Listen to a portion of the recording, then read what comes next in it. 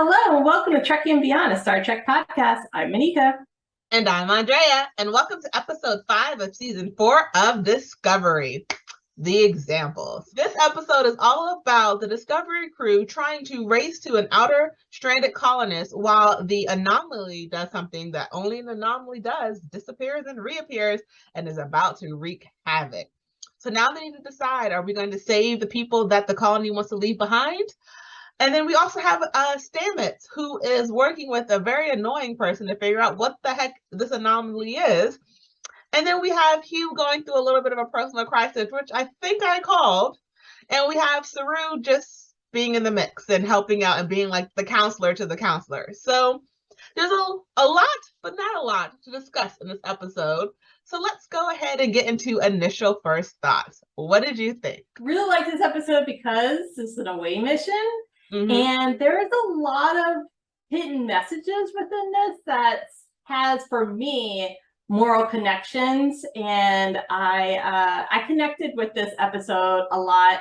Also, one of my favorite characters is back. So looking forward to talking about her just a bit. But the character development is really like popping here for me. And so I feel like this is also leading us into some additional conflict and drama. So yeah, I liked it. What did you think? I don't know if I like it because part of me wants to. I will admit that. Part of me wants to like this episode because it starts off really strong and it adds more to this whole mystery. So I reserve my right to come back and say I like this episode once I know who caused the anomaly. Okay, so let's talk about two characters that I think we both like, and the fact that Vance is back first, and he was giving orders for a new scientist to join on board Discovery. And that would add a little conflict because we know that Paul doesn't like that scientist because I don't like that. Paul is right. That scientist is awful. Yeah, he's sketchy. Yes. But also, there's a big discovery, as you mentioned earlier, that the DMA. What if, who made it? There's still so many unanswered questions regarding it because we see in the beginning of the episode, it just disappears and then it reappears. And it's really funny because that's when we introduce the other character that we've been missing. And it's like, oh, something doesn't just disappear and reappear. Right. Says Jet, who disappears and reappears all throughout this episode. Just randomly says like a word or two and then like leaves. Are you a part of the black hole, Jet? Like, what's going on? So yes, Jet is back. Which was great because it was nice to see her in those dynamics with Paul and this strange new guy and Saru, because we also don't have Tilly or Indira in this episode. It's really interesting to see Jet be the voice of reason in this episode. It's telling that when the person who always sort of pushes the button is telling you to stop, maybe you should stop. Because Jet, we've seen Jet do crazy things to keep people alive and crazy things in the name of engineering and science. And she's like, y'all came this close to killing everyone. Right. You shouldn't feel good about that. Like, there should have been a better way for you to figure this out. Right. Thank goodness Saru was there. Saru said that he was going to oversee this mission while Michael's away doing Michael stuff. But Saru was there as a voice of reason. I was thinking, well, just stop it too. But yeah, once they got to the 5% mark, Saru was like, no, this force field could break at any time. And let's remember, Jet is the one who built the kill switch. Right. She gave someone else control to stop an experiment that she was technically a part of, even though it was Paul and Tarek, or however you say his name, because I don't care to say his name, because he reminds me of the pirate from season 3. He gives me that air like they're related somehow. Yeah, he was giving me Lorca vibes, actually. I was thinking, there's something more to this guy than what I know. Yeah, I got the pirate vibes. I was like, yeah, don't trust this dude. Yeah. He's not for Starfleet. And if he is, I'm wrong, I'll admit that. But no, like, because for me, he's not as subtle as Lorca. He's way more like in your face, screaming in Saru's face, like let out a scream. Dude, this is not the time. Yeah. Like I wanted Saru to slap him so hard when he screamed. I was like, hey, he doesn't like he's not playing the politics. He's just smart. Yes. He seems like a master manipulator to me. Yeah. But like he's not subtle about it. Yeah. Yeah. He knows that Paul wants to be involved in this research as well. And so I think it was also using Paul's naivete and like to help urge him on to get more power. Like it seemed like he was just pushing these buttons a little bit more than he should have, and risking everyone on the ship, including the refugees that they were trying to save. He did not care. He does not care, and he doesn't even fake like he cares. He's trying to create the new spore drive. He's trying to do everything without Paul anyway. He doesn't seem like the guy to even fake share credit. Because how are you going to build a spore drive from a 900-year-old vessel with using people whose DNA was actually a part of it, and you're not actually going to talk to them about it? And then the first thing you do when you come on the ship is disrespect the ship. That's what I'm saying. Like to me, he was like that pirate. There was nothing appealing about him. There was nothing redeemable about him in my eyes. Like he couldn't even fake like he was a part of the team. Right. But I think Saru and Paul were in a tough situation because Vance told them that they had to work with him and give him a lot of leeway in his research. Definitely put Saru in like, oh, okay, I'll just oversee this, give him some flexibility. Otherwise, I think Saru would have, as soon as he started talking about his feet, Saru would have turned around and been like, what? Get out. Get out. Who do you get out of my ship right now? I don't care if you don't have a ship waiting for you. Go out there and breathe the no oxygen. I'm like, you don't get to disrespect the Discovery crew while you're like face to face with the Discovery crew. And I was like, dude, if you're gonna be an a-hole, at least be subtle about it. Right. You could, if you wanted to diss the way the ship looks, you could be like, oh, this is really, it's really nice. It's very, I love how you kept the ancient decor and merged the ancient decor with the modern tech. That's showing like shade tea a little bit, but it seems like it's a compliment. Oh, this is a relic. And I would not be surprised if he was trying to kill Paul. I'm throwing this is a conspiracy theory that I was thinking of like later throughout the day after I watched the episode. Because if you don't care to talk to Paul about the spore drive, he he doesn't seem like the type of person who wants to share his knowledge, his glory, anything. He seems much like an a-hole like that. And like I said, I don't think he cared if anyone died, especially not Paul. And Paul was so close to the anomaly or the mini anomaly. Because why did you make a black hole in a ship? Why is that ever a smart idea? Right. I think he needs Paul and Books for travel because they haven't worked out the human interface yet. But, Paul or Book. Right. Not both. And especially since everyone on the planet that Book is from, then that only leads it to it, as far as we know. And Book is the only one who doesn't need modifications to run it. Really is trying to figure out how it works with someone naturally. Because he interjected himself with the tardigrade DNA. And technically you have that. So officially you could at one point, break it down. Jumping ahead to the end, we noticed that he also has that circle on the back of his neck, which makes me think that he was a prisoner at one time for the Emerald Chain. I would not be surprised. I was trying to show it because I think he was doing that on purpose, like showing it to. He was not subtle. But Book also seems to have his guard up, recognize that he could have killed the whole ship.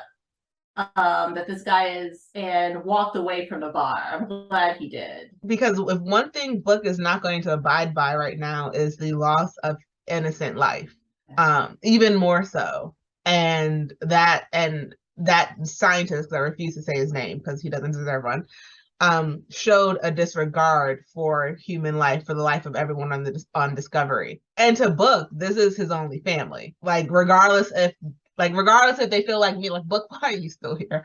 Like,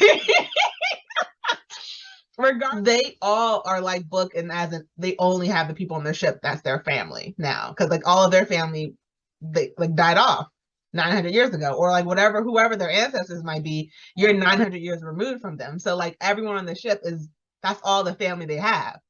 And so Book is now a part of that crew, and he's not going to risk or like anyone who's going to risk the only family he has left. Good point. I also think that the Discovery crew is hopeful and really optimistic, and I think naive about all of the sketchy pirates in this time in the future. I think Michael got a whiff of it for the year in which she was a courier. But I think the rest of Discovery crew is very like trusting, obviously, because folks can just go onto the bridge at any moment. But a Book, though, I think that he's much more skeptical of everyone and likes to shore them up and before making any decisions. And we could tell that in the first episode of the last season, and even with Michael. Yeah. No, I agree. I think, now that you say that, I think it would have done Discovery crew well to have a year like Michael. Even if it was even like Michael found them, but they had the spore drives that can always get there. But like, if they had a year, right, because they never left Starfleet regulations ever. And Michael did. Michael had a year without being in contact with Starfleet at all.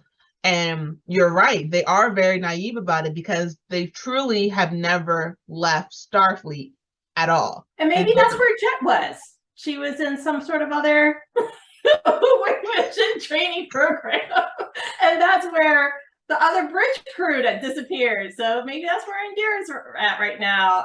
So Tilly has an excuse. She's at the academy. But I also missed Detmer and Joanne with the shots of the bridge. They weren't there.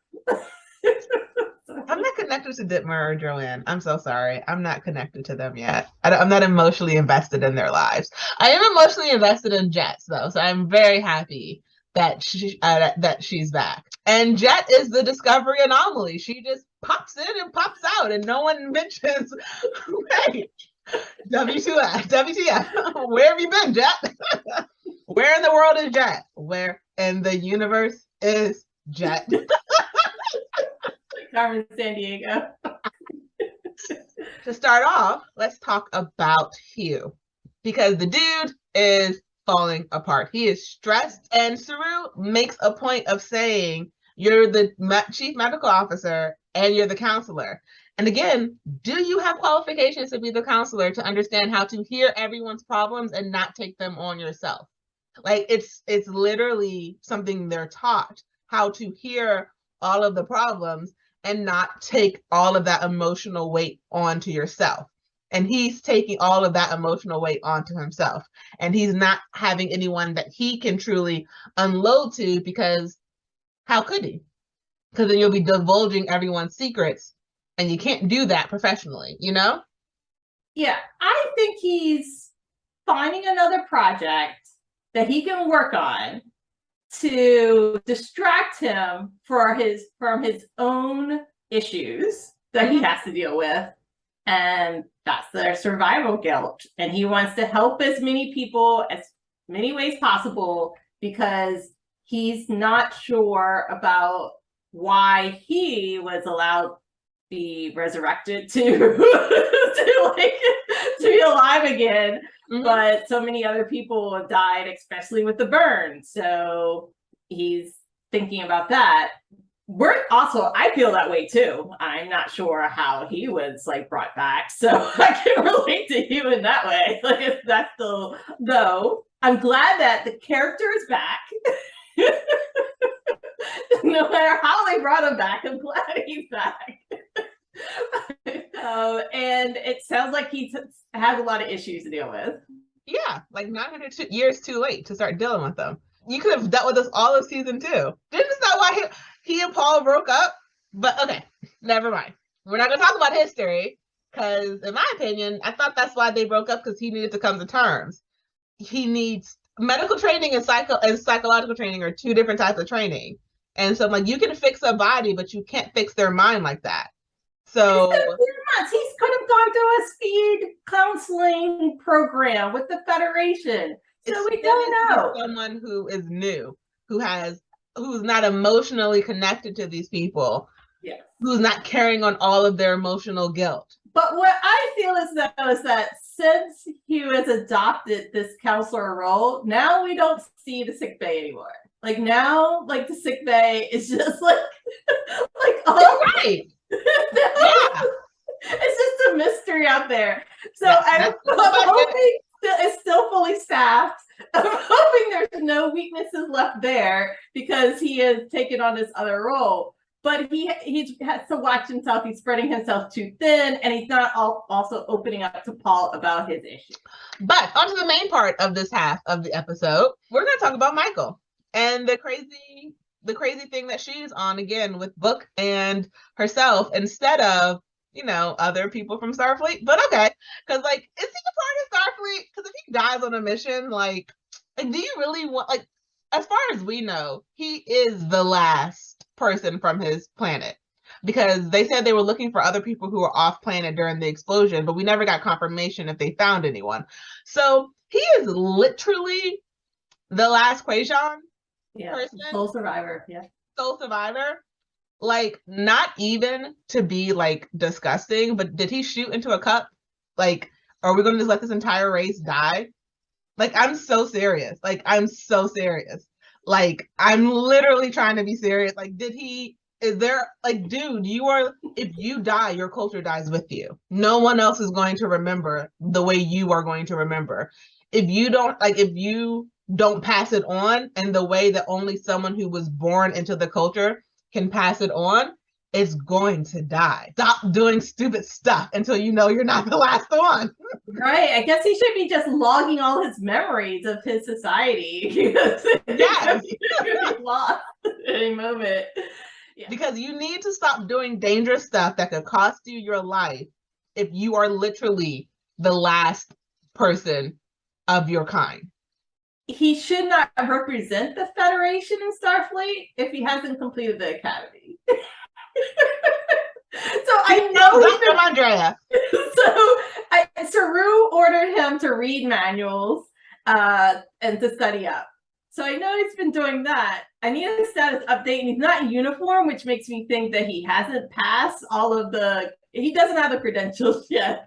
So I'm even more concerned about him representing the Federation than like Hugh, because I think this is a whole big diplomatic issue that could develop. Maybe don't put yourself into danger until you know you're not the last one. Who else is going to avenge your fallen people if you die? I mean, yeah, Starfleet's going to try, but no one's going to be as invested as you are, as a person who was wrong. Everyone else feels for you, but it's you who lost everyone. And like Starfleet and Michael, they can care, but that's not their people. They can sort of almost feel something similar because they no longer are connected to the people in their past, but it's not the same thing. Their families weren't blown up in front of you. Like, you went across this, like the cut, like across the quadrant, and was like, oh no, no, dude, maybe go find the people, grieve with your people. I'm trying to remember. There's a young man who also volunteered for that away mission. Reese? Yes. So Reese also being down, which I'm glad. But I was thinking also other members of Discovery could have also helped to beam down instead of Book, or with them. Like, just two people to help with this prison break. Two Starfleet officers. That could have gone really bad. It could have been other booby traps. But I also feel that way with many of the away missions, that there should be more folks from Discovery that should travel, just to have more minds available to help problem solve and carry. Yeah, and have each other's back if they need to shoot and stuff like that. So basically, the Discovery crew, as I mentioned in the first half, they are going to a colony on an asteroid because the anomaly jumped from one location to another location, and this location could possibly wipe out the anomaly, wipe out the asteroid or not. And so, just to be on the safe side, they're going to evacuate everyone just in case the anomaly does decide to wipe out the asteroid. And so then the Chancellor, when Discovery gets there, they talk to the Chancellor on video, and Discovery finds out there's 5 six, I think it was, 6 souls under the prison, and the chancellor will go, yeah, they're the example. That's not how that works. Like, if someone's in prison, they are the responsibility of like the state. They're not allowed to die on your hands. Like, it's illegal to do so. And I get that this is not that type, like, we're not in like, checks and balances, but like, that's not how that works. But and in this for the emerald chains, and it's like, and I mean, do we really want to use them as a good an example? No, but that's how they were operating. No. I'm talking about the chancellor. I'm like, dude, like, do you really want to keep using the emerald chain as an example for good? Like, how you? Oh, this works. No, because apparently any crime you do is a life sentence, and that deters people from doing crime. But apparently not, because you have 6 people down there, like, serving life sentences. And so Michael's like, we're not going to let this happen. That's not what the Federation does. We're going to go down and get these people. And that's what her and Book do, because apparently you can't use any, because apparently going into a location where you can't have contact with anyone else that you could possibly die because you can't get inside is the perfect thing for the captain to do. Life or death, let's send the captain. And I can know you don't want to send someone else to their death, but at the same time, you're the captain. Your job is to sort of stay on the ship and lead the people. How can you do that if you can't even contact them?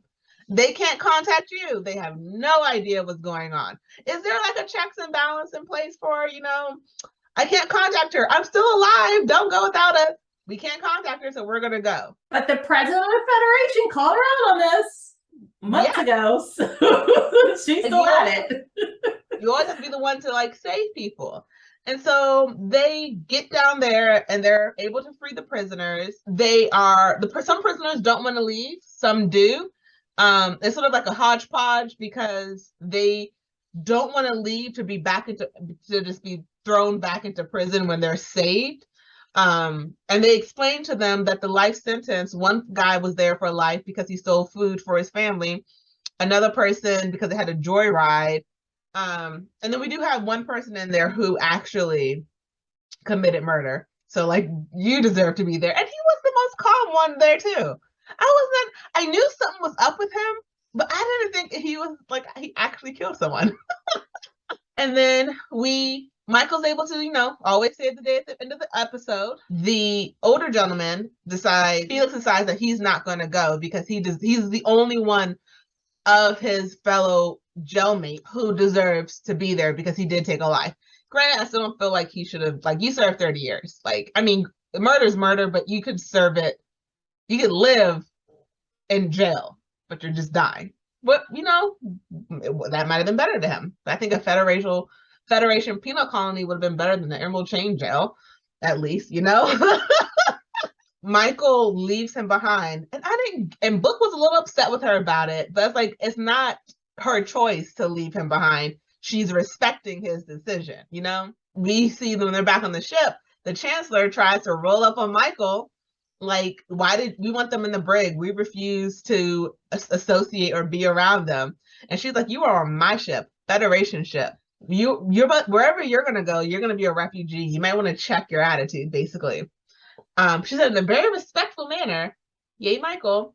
But I'm actually really happy and proud of her in this part of this episode. Still, I don't think you should have been the one to go because, I mean, I get why the captain doesn't want to put someone else in danger, but at the same time, that's sort of your job, is to delegate the roles, and you never really delegate. You never give your people a chance to fulfill their possibilities or to like fulfill their dreams and goals of like learning and furthering whatever. But we see that she's accepting that you can't always save everyone. So this is a big step for her because she would move mountains to save everyone or feel really guilty for one person's death that was out of her hands. But this time she came to terms with it. And maybe it was because like she had tried several times. And it's throughout this segment of the episode, I kept thinking, Felix, we don't have time for these conversations. We gotta go. Like, Felix, this is like this black hole is coming. This double black hole is coming at any moment. Wrap this up. You gotta go. Like, you should have gotten that earlier. Like, oh goodness gracious, Felix. Like, so she was very patient with him, but at a certain point in time, she had to save her and get Book out. Like time was of the essence there. I'm glad that she was able to use some of her skills as a courier and some of the I guess problem solving and I don't know adventures with Book and use that in a different way here for this what I call a prison break scene. But I agree with you. She was putting the whole like ship at risk because she's the captain there. And what if she was put in a hostage situation or something like that? That could have gone terribly bad. I knew that Michael had a lot of technical skills. I didn't realize she was a hacker.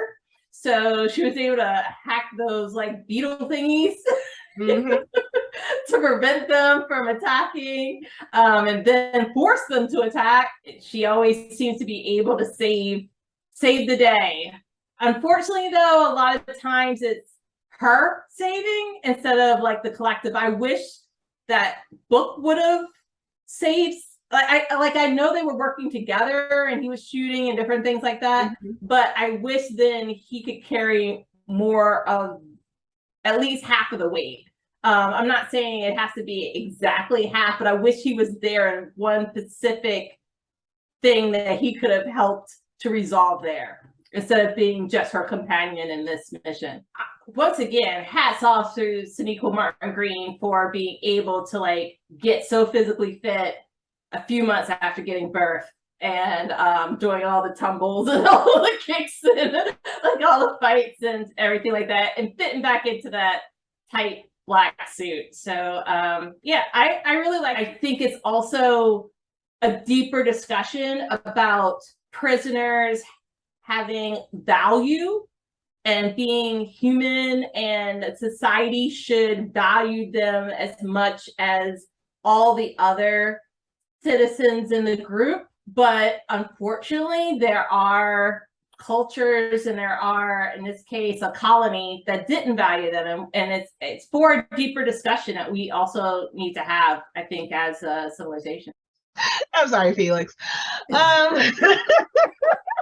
Poor run out for my homie. I mean, great, yeah, like dude killed someone. Like, I mean, I know you feel bad now, Felix. I know you regret what you did, but like, okay. On the bright side, if Michael did not rescue him, Felix, he would not have helped Donica help make her whole by sharing the orb that her father gave her. Okay, so and then helping the next generation because she's also pregnant. So because the Emerald Chain was not, I don't know, had no connections, the prisoners were just locked there. At least then it was helping the young lady move on. So here, maybe I missed it, and it's quite possible because watching the show while I was drinking my morning coffee, and so there's a chance I might have missed something before the coffee fully set in. Why did he hold it for 30 years? Like, why was it never given back to the daughter? Like, that didn't make sense to me. Like, why? Yeah, you kept it safe for 30 years. And I'm thinking the family was like there was no one left.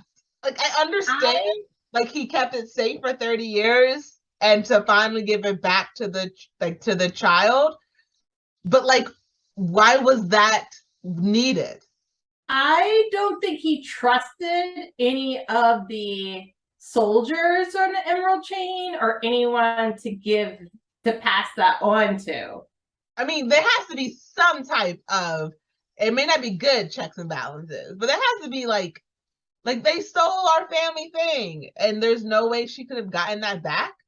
Right. There's like, even after the Emerald Chain was like done and gone, I mean, I get that you kept it. I'm happy you kept it safe for 30 years, but I just really cannot picture how there was no way, like, you couldn't have just left it and not stole it.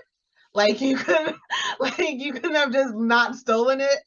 Like, you couldn't have just left it for the child. I think he said that he stole food, and then in a struggle, when he was leaving, he killed the innocent bystander that helped him like get the food and allowed him to stay at the place. So I don't think he intentionally tried to steal the orb. It was where the bag of food that he left with. I could be stretching here, but I don't think they had advocates like Michael had an advocate in the trial with the Navarre, so that there was like the nun, his basically her mom was her advocate. I have a feeling that when Asira was running the Emerald Chain, there were no like lawyers or like advocates for him. Well, I don't mean like. But if they did, he should have definitely have passed that on to someone to pass it on to the family. If like, so my thing is not even like lawyers, but like, did the girl not have a mom, an aunt, someone else in the family who knew that thing existed and was missing? And it was like, I want to speak to the prisoner who killed my father. And like, where's the orb? What did you do with it? I have it. Well, give it back. Like, not like that could, like, I'm not even talking like legal. I'm talking about there was no one to bribe. There was no one, like, you knew it was missing. There was no other family adult in that girl's life. Because apparently there had to be, because she knows what it is. She knew what it was the moment she saw it. So that had to have been explained to her by someone. I don't know. She thought it was lost. And I think Michael connected to it because Michael's father passed away too. So with the Klingons and the whole thing. So I think it was also a deeper connection there. Well, that whole thing was a waste of time for me because I was like, none of that made sense at all. Like, I get what you're trying to do, but none of that made sense to me at all. Because no one, like, I'm gonna find, where's my dad's watch, dude? Like, who had it? Okay, which one of y'all stole it? One of the guards stole it? Oh, let's talk to the guy who killed him. Where's my dad's watch? Where'd you find, like, and if this is the Wild Wild West of the Emerald Chain, I'm bribing someone to get my stuff. So I'm like, you weren't old enough to know what this was. Someone told you what this was. Because if they hadn't said that Felix was in jail for 30 years, she looked like she was barely 29. So someone had to tell her what that was. And I'm just confused. I'm just glad she was there, still on a colony, and she wasn't part of the earlier evacuation before Discovery arrived. So what a coincidence there. But it is interesting. We talked about earlier how all these little things had to fall into place perfectly for Hugh to come back, and everything had to fall into place for this one little thing. Nah, this is far-fetched.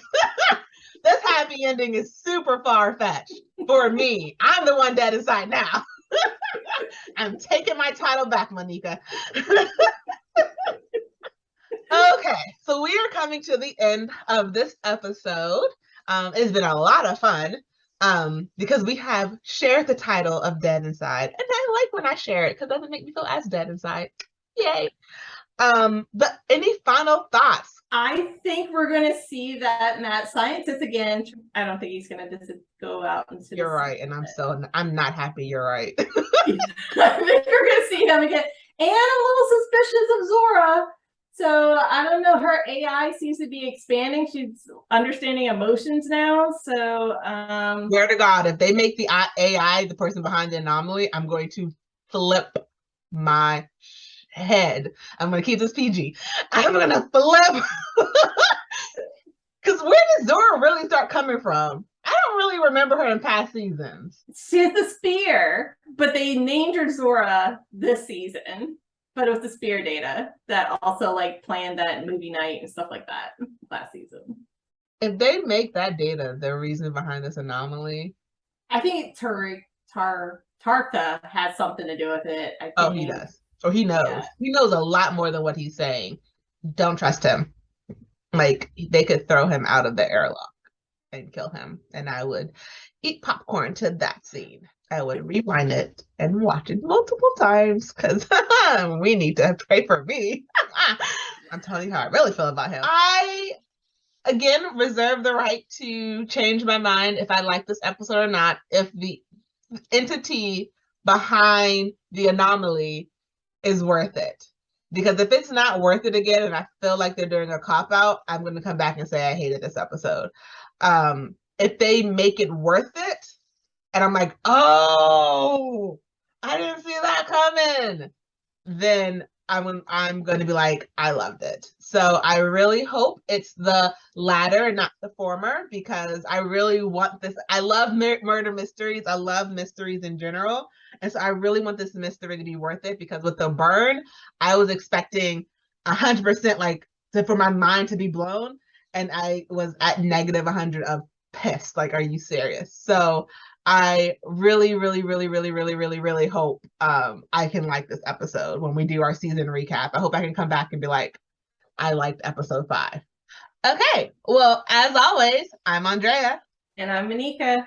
And live long and prosper.